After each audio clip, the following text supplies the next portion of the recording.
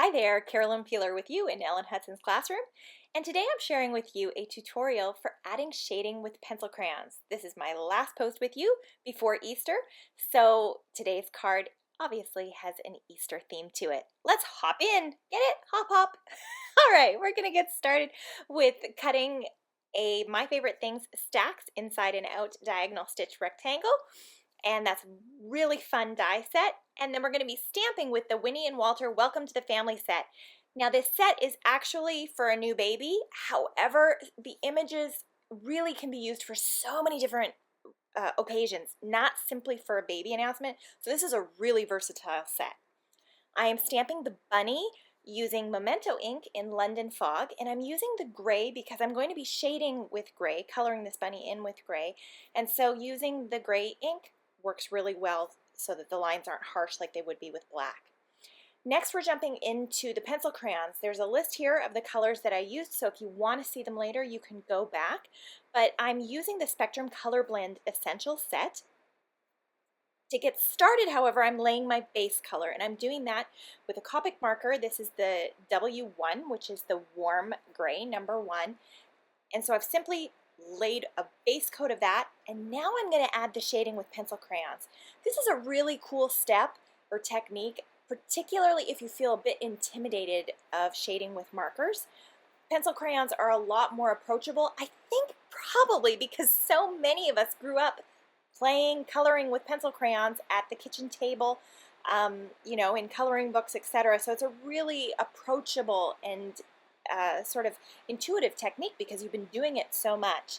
So to get started on my particular project here, I colored the center of the ears with the cream, and now I'm applying 3 different shades of gray to the inside of this bunny. And keep in mind, I'm not actually blending the gray as I color. I'm just sort of laying the color down, and then I'm going to blend it afterwards using gamsol. So as you can see, I'm laying down the color here. I'm just hitting it a couple places with the dark gray. Oh, and I'm going to add some more pink now into the cheeks. I had previously done it to the center of the ears. Now I'm taking this beautiful blue. It's their vintage blue, and I'm coloring with that with a really, really light hand around the outside of the bunny so that it sort of looks like the bunny is outside with the sky behind him. And for this in particular, because this is the outside, this one the blue you really want to do with a light hand. Then I'm just casting a shadow with the grays onto the ground. You'll notice beside my image I have a little cup there and some Q-tips. Now the cup holds this gamsol, and then I'm doing the shading with the Q-tips. Now the reason I'm doing Q-tips is because I could not for the life of me find my blending stumps. The blending stumps are the best to do. They're sort of a paper little roll up that has a pointed end. Those are ideal. Those are what you would prefer to use, but as I say, I could not find them for the life of me. They are somewhere hiding in my studio, and I'm sure I will find them when I don't need them again.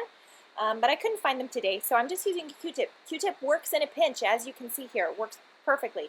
So you're just going to tap your Q-tip or your blending stump into the solution and rub it around onto your colored image, and it's kind of like it melts the crayon.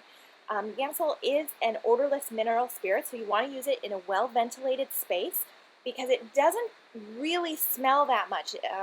It's odorless. However, it still releases fumes while you're using it. So even though you don't smell it, that doesn't mean that stuff isn't happening. So they do recommend you use it in a ventilated space. Also, it is a hazardous waste, so you don't want to pour it down the drain when you're done. It also evaporates quite quickly. So one thing you could do is just pour a tiny little bit in a cup and let it evaporate when you're done. Or you could use like a little dispenser where you just drop what you need onto your stump as you use it. So those are a couple little housekeeping things for using that particular product. All right, after we've now finished the little bunny, so I'm just prepping my card base here. And I'm using the Concord and Knife Stripe Builder. Love this set. It's just really a handy one for building backgrounds.